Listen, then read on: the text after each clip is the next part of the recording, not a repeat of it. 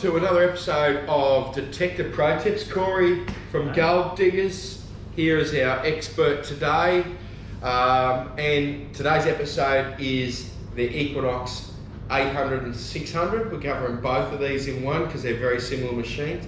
This thing made a big splash, didn't it, when it first came out? Yeah, definitely. Yeah. Revolutionary type of technology from Mine Lab. So this is what they call a multi-IQ detector. Yep. 5 frequencies simultaneously. Yep.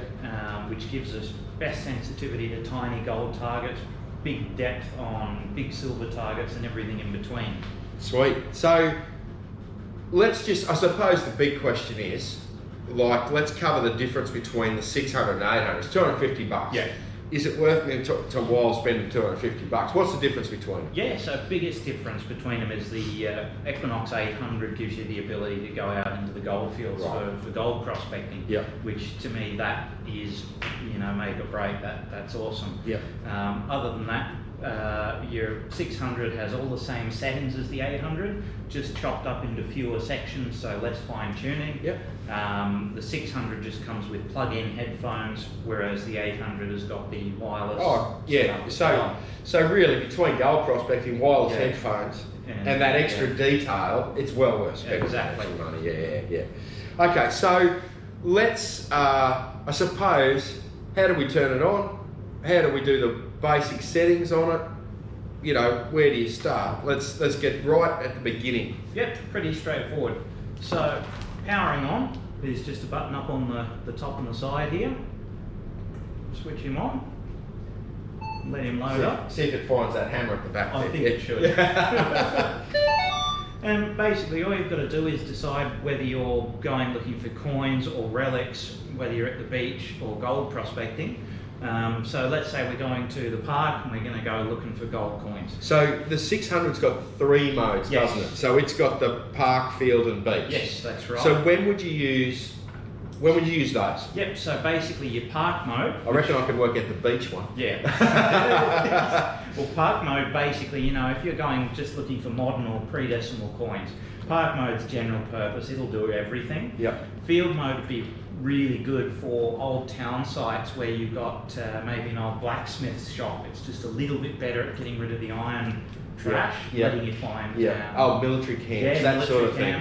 Yep. And obviously beach mode's pretty self-explanatory if you're down the beach. And then the 800's got the gold mode, which is probably pretty self-explanatory. Yes. When you go prospecting. So essentially all you've got to do is switch it on, select your mode, so put it in park mode, and then what we want to do is a noise cancel. We do that by pressing the settings button. First thing that comes up is noise cancel. We press the tick and cross, let it go through. When it goes bleep, we press our home button and you're ready to go detecting. Right. 9 times out of 10, that's as much as you've got to do to get the thing set up very simple, in all 3 of those modes. Yep. Gold prospecting mode's a little bit different, but we'll talk about that. We'll cover that. Yeah. So there is different.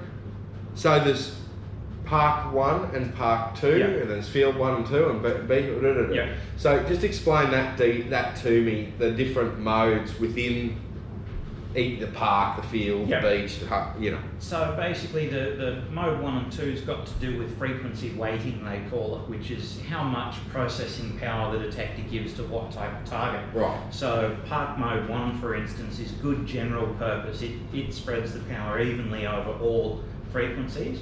Whereas park mode 2 gives a little bit more preference to the small, low conductivity gold items, for instance. Right. So if you really, really want to find fine gold chains or little earrings and stuff, you could probably run in park 2. Okay. Same with field 1 and 2. Yeah. Except it's more iron rejection. Yeah. Beach 1 and 2 is a bit different again because your beach mode 1 is best for your dry sand and wet sand. Okay. And then when you get into the water, you'll put it into beach mode 2. Because these things are waterproof too, aren't they? We haven't mentioned that. No. They're waterproof. So how deep can you take these things? Yeah, so both of them can go up to 3 metres underwater. Okay, yeah. So great. And both the 600 and 800. Yeah. So let's just talk, it's got fairly good target rejection we talked Yes. about. So let's just go through the target rejection there a little bit, if we don't Yeah, mind, how we certainly. set that up and customise it to suit what we're looking for. The way it works in your beach, park and field modes is when we detect a target, we'll get a tone and a target number. So in this case, same way, silver ring here gives us a sort of a high pitch and a fairly high number. Whereas my gold ring gives us low tone, low number. Now what we can do is we've got a few different ways of discriminating targets. We can go into the menu and scroll through to accept and reject, and by pressing the plus and minus buttons we can go through each notch of the little scale up the top, find the number that we don't want, and then press tick or cross, and that we can actually physically block the targets from producing a response. Right, and that's handy if you're finding a lot of foil or pull tabs, or and they're all the same target ID. Knock that out. Job done. Once you get to know it, you can get rid of that. Yeah, and then this thing is a phenomenal $1 and $2 coin machine. Right now, just as a bit of an aside, how would you set it up just to hit $2 and $1 coins? Yep, so there's a couple of ways. So if you've got a 600, probably the best way to do it is to notch out everything but your numbers 20, 21 and 22. Right. Whereas if you've got an 800, you can do something really interesting. Instead of notching them out, we can actually silence those targets. We can silence them. So that we still get a target number on the screen, but we don't hear it. Don't hear a noise. So you only hear a noise over, you hear bang over a good target. And that just gives you a little bit more control over finding other stuff at the same time. Yeah, and clearly sensitivity is another thing we've got to talk about, sort of thing. So how, because this is a very, very powerful machine. Yes. So what sensitivity, how do you run the sensitivity? It's a short version sort of thing. So basically what you find is your default sensitivity at 20. So if I put this thing up to default 20 here, probably notice it's going to run quiet because we're watching it on camera. Yeah, that's how it works, isn't it? But if we put it up, you'll hear it's now jumping around all over the shop. So if you start your machine up, do your noise cancel, and we're getting this chittering and chattering, and noise cancel doesn't fix it, bring your sensitivity down until the chattering stops. Do you find you need to do that more on the beach?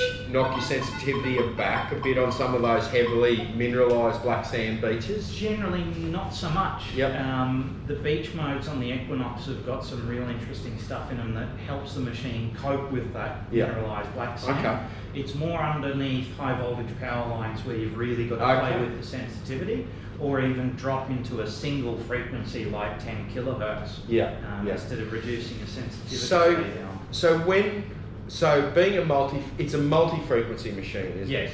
So what does that mean? What frequencies does it run? And are you stuck in multi, or can you go to you just said drop it into a single frequency?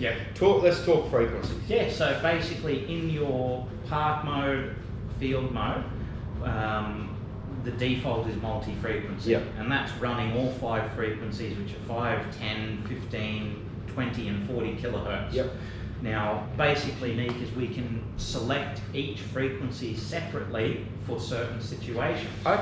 So if you were chasing silvers, right, how would you approach that? If you were going, right, I know there's an old town shop, I want to hit some silver coins, right, so you would then select a single frequency?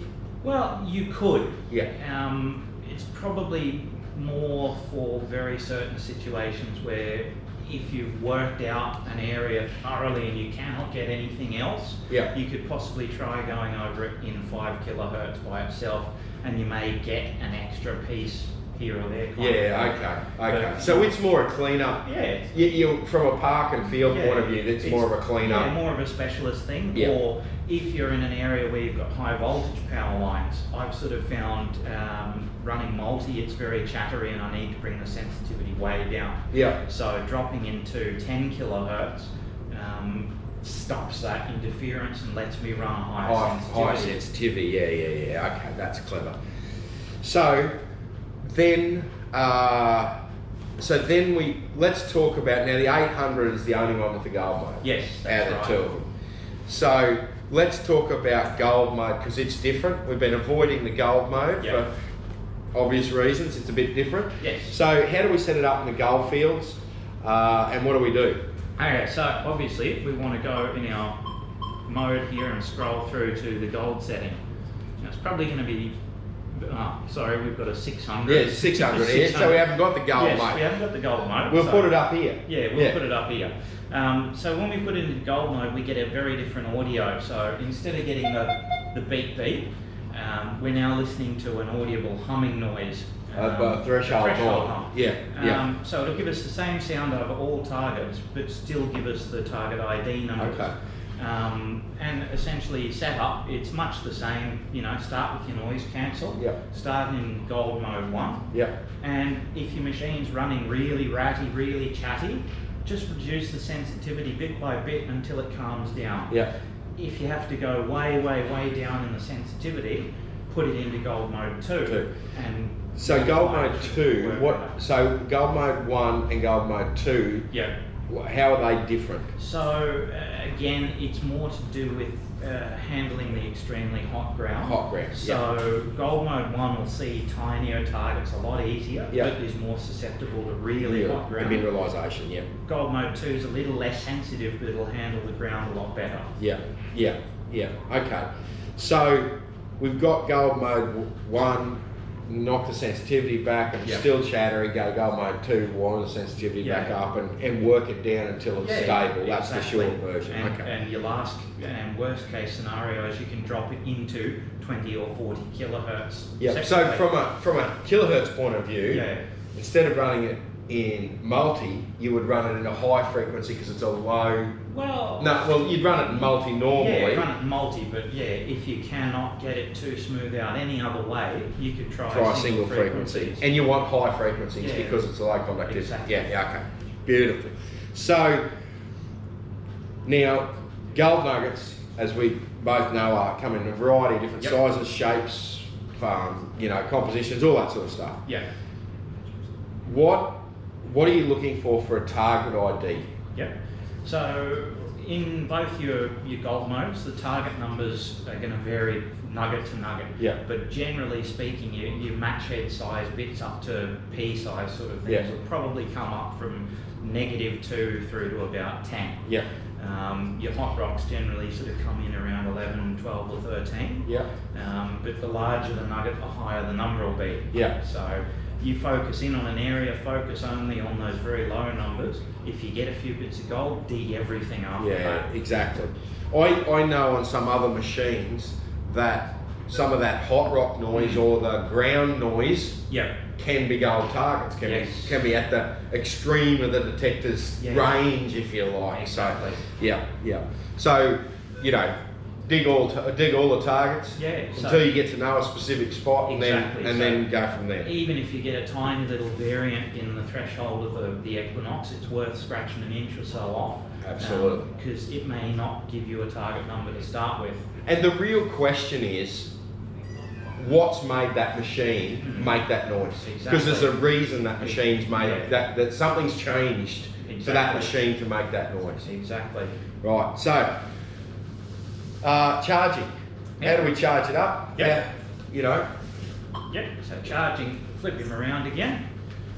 So charging, we can see, is just a little magnetic charge port here. So we've got a cable that clips in and it goes into basically any USB charger 2 amp and above. So like what you use for your phone. It'll probably take 3 or 4 hours to charge up and then it'll give you about 13 hours of run time probably. Okay. And comes with 11-inch coil. So when would you use the 11-inch coil? Like obviously we've got a 15-inch coil here, and then a little tiny fella here, 6-inch one. So when would you use each coil? Obviously ground coverage for the 15, and a bit extra depth. A little bit. multi-frequency technology is different to most detectors in that the depth is coming from the frequencies. Yeah. So you will get a little more depth with the bigger coil, but not a huge amount. Yeah. It's more to do with your ground coverage in areas where there's very little track. Yeah. Whereas your 6-inch coil is the opposite. If you're having trouble picking out good targets with the 11-inch coil because there's just so many targets per sweep, you put the little 6-inch coil on and it just helps you sort of single in good targets. Yeah. A bit better. Yeah. And like if you were, is it right to say that if you were gold prospecting, a little coil would help you? Depends on the ground. Yeah. From my experience and how I like to run the Equinox out there, I would probably find the 6-inch will give us too much ground response. Yeah. But in areas where the ground is a little bit more benign and maybe you're getting very little ground response, that little coil is dynamite on tiny targets. Tiny targets, because it'll go small. Yes. Righto. So that's a bit of a summary, our pro tips on the how to set up the Equinoxes. Of course, in store, we've got our cheat sheet here. Yep. So every machine goes out with my cheat sheet now. Yep. And of course, our daylight helpline, which will appear somewhere around here. If you've got any further questions, please contact us. We're more than willing to have a chat. It's on 7 days a week. If the sun's up, we're here. So thanks very much for watching Detector Pro Tips with Cory. Thank you, Cory. And we will see you on the next episode. Have a good one. Thanks very much.